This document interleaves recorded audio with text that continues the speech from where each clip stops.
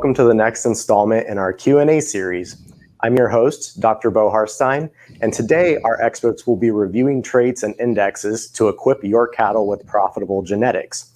Joining me for today's discussion is Chuck Sattler, the Vice President and Manager of Genetic Programs at Select Sires, and Dr. Dan Weigel, the Director of Outcomes Research for Zoetis. Chuck and Dan, thank you both for joining us today. Thanks, Bo. Glad to be here. Yes, thanks so much. Great. Let's get started. Our first question is going to put some of those profitable genetics into perspective. Why is there a need to place a strong emphasis on health traits? Well, Bo, we're definitely seeing a reduced level of dairy replacements being raised across the industry. So with reduced number of heifers being raised, we're going to see a reduced level of culling in the milking herd. And with a reduced level of culling in the milking herd, we're going to see herds that have more older cows in the herd. And so obviously there's trade-offs here that we're dealing with as we're looking at young cows versus older cows. Older cows will definitely milk more, but they'll also have more struggles avoiding things like mastitis and hoof problems and getting pregnant. So we're definitely dealing with some trade-offs here that herd managers deal with all the time. But we, I think, have some good updates of some economic data to show what the right balance here is. And then we look at our first slide here. We have some updated economic studies from the University of Florida and Dr. Albert DeVries. And Dr. DeVries has been studying the economics of culling for a long time and recently refreshed this study because his thoughts were that we're definitely seeing increased rates of genetic improvement over the years, and he was wondering how this impacted the economics of culling. So he updated this study and included all the important economics of herd replacement costs, included lack of maturity costs or the benefits of increased production as cows get older, included the genetic opportunity cost to look at the value of rates of genetic progress, the fact that our heifers have better genetics than our older cows, and balanced all these kinds of things in the study. And the bottom line here is he found that the optimum culling rate is right at 30%. There's a pretty steady improvement as you reduce culling rate from 40 to 30%. It gets flattened out there between 30 and 25%, so there isn't much difference or loss or increase in value from changes between those two values. But then if you reduce culling below 25%, you start to see increase in costs again as you have more and more older cows. So somewhere between 30 and 25% culling rate seems to be the sweet spot. Industry average has come down recently, but is probably somewhere between 35 and 40%.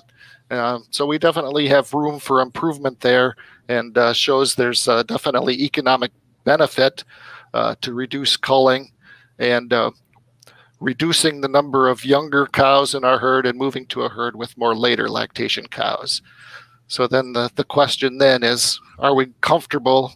Are we breeding the right cows that will be happy with when they're milking in their third lactation? And I think there's definitely some different challenges there when we think about what the cows need to do, and we need to think a little bit less about the cows with high production and a little bit more of breeding for cows that can avoid those health events like mastitis, like lameness, making sure they're getting bred on time, and some other things like twinning and transition metabolic diseases. So I really think that as we work with more older cows, there's definitely more value, and we need to put more emphasis on selecting for those health traits. All very relevant points. Dan, do you have anything to add to that? Yeah, absolutely. I think Select Sires and Zoetis both share a common thing. We spend a lot of time working with our customers on the farm, analyzing their data. We're seeing the same things, right? I mean, repro is really, really improved. I mean, you guys, I don't know if it's you or, the systems or whatever, but I'm seeing 40% preg rates now. Who would ever dreamt of that? I mean, I remember when 13 was okay, so it's tremendous differences there. And again, as repro increases, well, then now other things are more important is for reasons the cows are leaving. And again, strong, again, I'm a quantitative guy. I really like numbers. That's kind of a soft word. Strong, I mean, certainly production is a big part of our index of dairy wellness profit dollars. And again, we put a fair amount of emphasis on some of the health traits. I mean, and I'm not a person that really, as maybe likes individual indexes for herds. I analyze a lot of data. Everybody has kind of the same issues. I mean, I remember years ago we launched the calf health traits, and one producer said, "Yeah, he just built a new barn." He said, "I'm not really treating calves anymore. I don't think I need that." Well, okay, 5 years go by. I analyzed the data the other day. He's treating a fair number of calves. So those same pressures, problems are always on all the dairies we have. Probably the one exception would be lameness does seem to be lower in robotic barns. If you're a herd that's completely robotic, I would probably entertain reducing the incidence of lameness a little bit. But again, Chuck hit on the head mastitis and Lyle and Brian highlighted this in the first episode. Mastitis is a big deal. And again, strong. Well, certainly I think it should be more than less than 1% of the index. I mean, that's, especially if you're a Jersey breeder. I mean, if you're not paying attention today, that breed has a fair amount of mastitis in it. And if you're not paying attention today, you can select for some Jersey bulls or top of some lists that are really bad for mastitis. And that's not what anybody wants. Very good information, Dan. And I heard you mention lameness in that. And so that leads us right into our second question. Why should producers place more emphasis on Zoetis' lameness than other traits like feet and leg composite? Yeah, I think that is definitely a timely question. I think traditionally, when we've thought about breeding for longevity, we thought about things like selecting for improved udders and improved feet and legs. And we certainly have a lot more genetic tools to work with today that can help us breed longevity. And it's probably appropriate for us to rethink some of those traditional approaches that we've used in the past. Well, we've done some studying of the foot and leg traits here, and what we like to do is to look back at the performance of our bulls. And so we assembled a set of genetic evaluations on high reliability bulls that have more than 100 daughters in their productive life proof. And we also were included only those bulls that we had Zoetis health trait evaluations for. And the reason we'd like to do this is this way we can look at those bulls that have real daughter performance information, some real daughter data to tell us how those daughters are doing and how they're lasting in the herds. Then that produced a file of about 700 bulls, so a pretty comprehensive and historical perspective to look at. And then we looked at the correlations in the genetic evaluations of those bulls, comparing the longevity measures, productive life, livability, and a combined value of production and productive life that we called lifetime combined fat and protein production, and correlated them to the foot and leg traits for those same bulls. And again, with correlation values, those values can range anywhere from -1 to +1, with a 0 value that shows no relationship between the two traits, and the values that are closer to 1 would show a strong relationship between the two traits depending on the direction. So when we look at the traditional conformation traits, the foot and leg composite and the foot and leg score, what we're seeing is values that are fairly close to 0 for foot and leg composite, and maybe even slightly negative, -0.1. And for foot and leg score, we're seeing correlations of about -0.2, which says that there isn't much relationship between these conformation traits and longevity. And if there is, it might be a little bit unfavorable in that the bulls we think are siring better feet and legs that might be a little bit counterproductive. But then when we look at the new trait, the lameness trait from the Zoetis evaluations, we're seeing positive correlations, a little higher value, more in the 0.25 range. And that gives us a little more confidence that including the lameness trait in our selection programs will actually help us avoid some of those hoof health and lameness problems and assist those cows in achieving a longer productive life and more lifetime production. So I think this is very telling. We have lots of traits to select for in our breeding program, and in this day and age can't really afford to spend a lot of time to select for things that don't have a clear benefit. Typically, I think the other key point here is typically we're going to do better when we directly measure and select for the things that we're really trying to change. So a trait like lameness, where we can observe it and measure it directly in our herds and then select for it, we're going to be a little more effective than if we're looking for a conformation trait that is indirectly related to improving what we're trying to achieve. And in this case, that would be improved hoof health and better mobility. So lameness, hoof health is an issue on most dairies, especially as cows get older. And this is some good news to hear that shows that the Zoetis lameness trait is really helpful at addressing that issue. Very good news. Very helpful. And I think our third question that I'm going to go into is going to be very relatable to our producers. So if I gain these evaluations on my animals, do the high-ranking animals actually deliver the extra profit promised by these indexes? And where does this increase in lifetime profit come from? Yeah, Bo, obviously this is a huge question for us, right? I mean, so genomic testing is expensive. I mean, and producers want reassurance that what they're spending their money on is worthwhile. And again, we're lucky, as well as we can go to them right away and say, well, look at these calf health traits.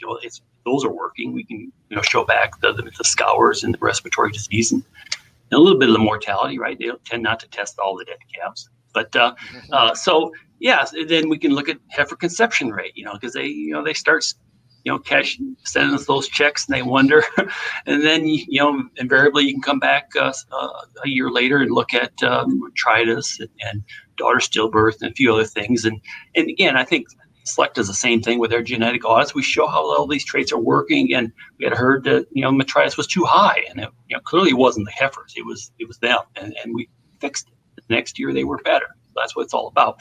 But again, the big one is lifetime profitability and productive life. Particularly, again, last episode, Julie had an episode. Somebody want to know is, how does this productive life thing work? It's really hard for people to get their head around it. We can predict that. So again, we had a study that we did published last year.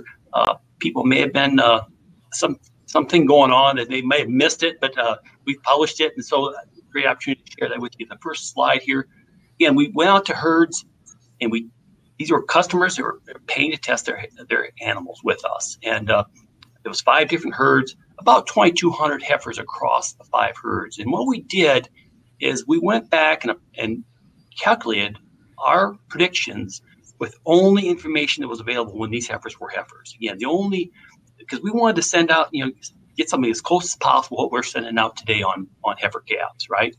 The only exception would be livability, which CDCB added later. We couldn't go back in time and get that. So again, this is as close as we could come to as a heifer calf prediction, and we rank the animals within each herd on this Dairy Wellness Profit Dollar Index.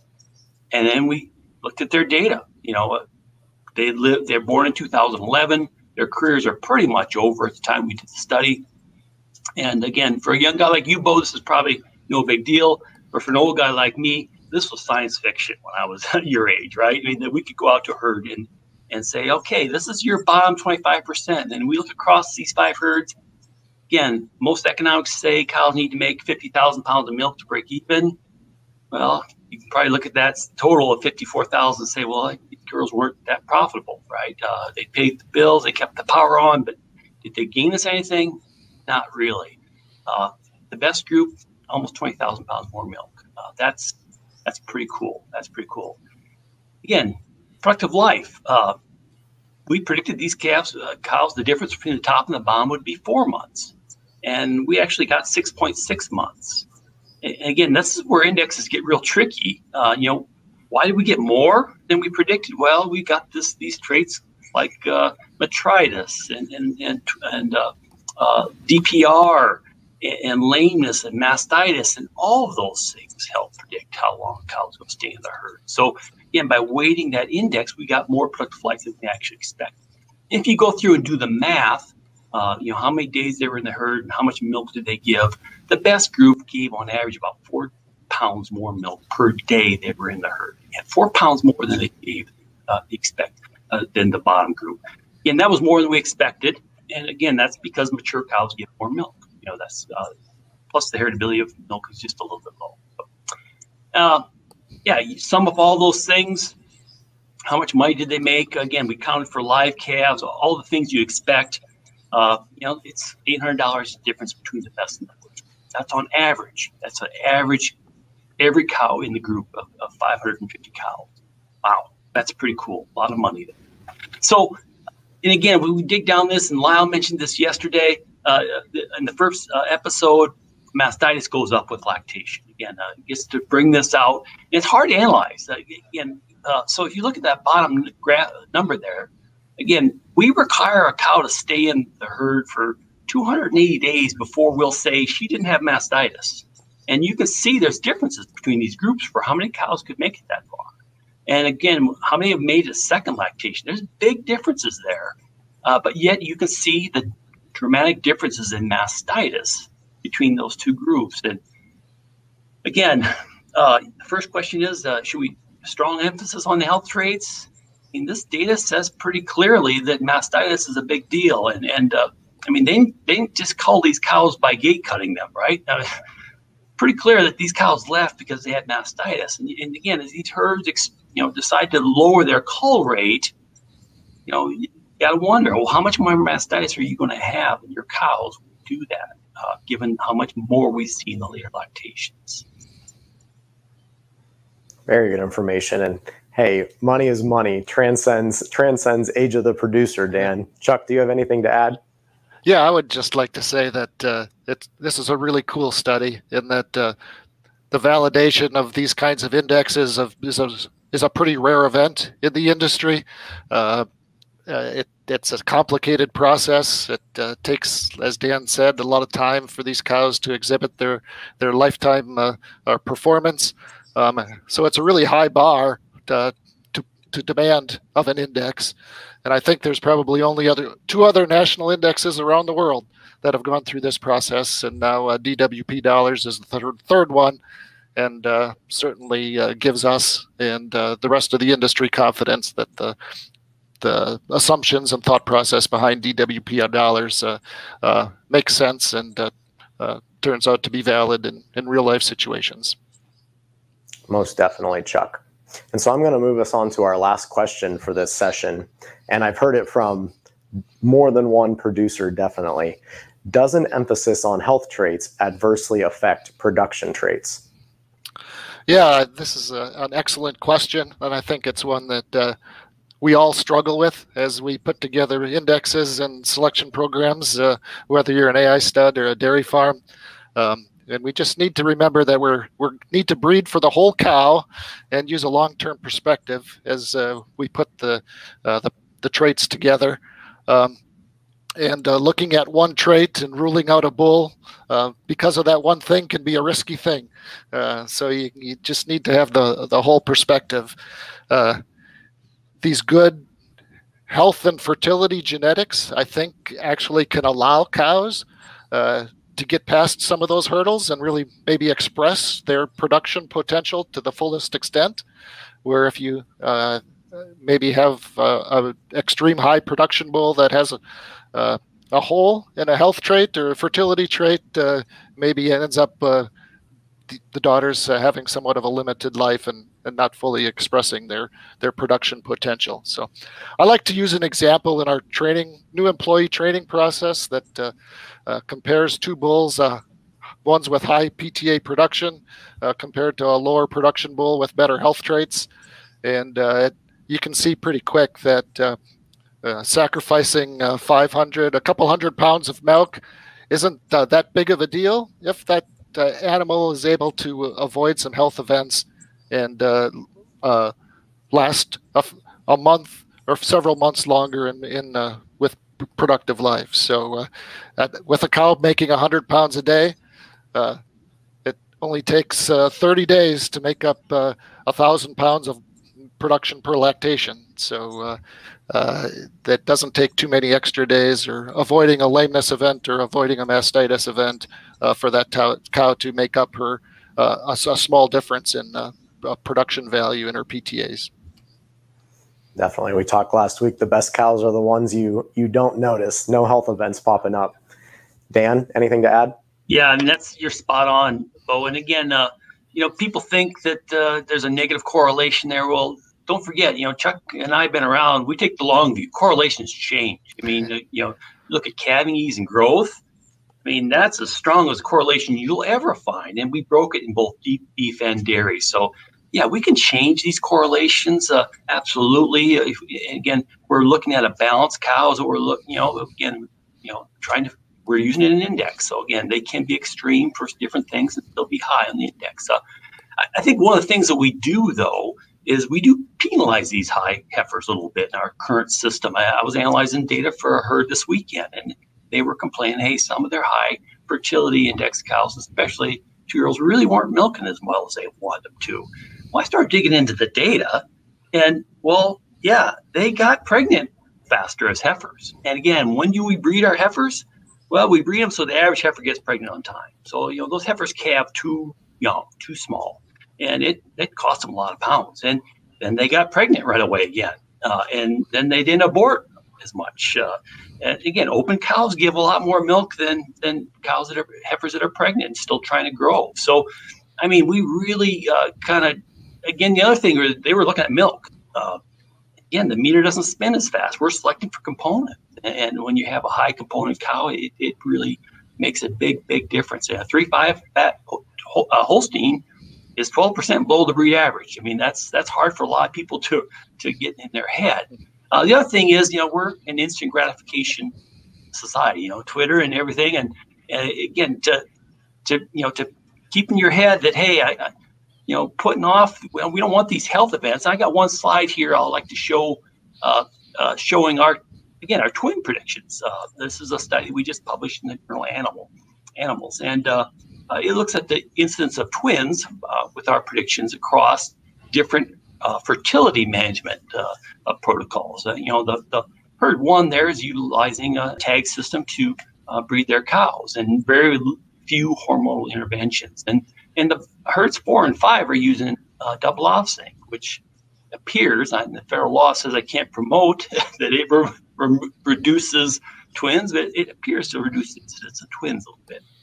But still, you look at our breed average cow, which is 100, that's 10%, 12% twins on average. Now, that's something we just want to live with and say, well, that's the way Holstein cows are. Now, Chuck and I remember 10 years ago, heifers had 10, 12% dead calves when they calved. And we just said, well, that kind of sucks.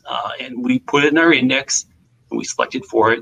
And over time, we've made tremendous progress. And now our Holstein heifers have 2% dead calves. Again, I look at these traits. It's not going to be all of our index, but we're going to make progress over time. And the ones that don't have these things are worth more than others. Again, if I ever heard 2-year-olds have 1% twins not a big deal to me. If I ever heard of older cows, twins are a bigger deal. Awesome information. Very relevant. And you two are doing such a great job of presenting it. Even I understand it. And with that, we've concluded our questions for today. And to wrap up our conversation, is there anything else either of you would like to add? I don't have anything to add, Bo. I just think that as we move forward and going to herds with older cows, that we need to take another look at these health traits and think twice about the role that they have in our breeding program.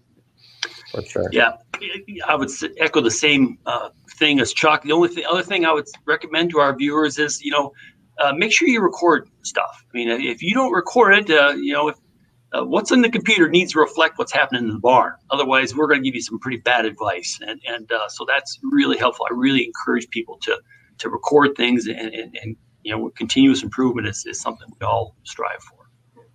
Thank you for that.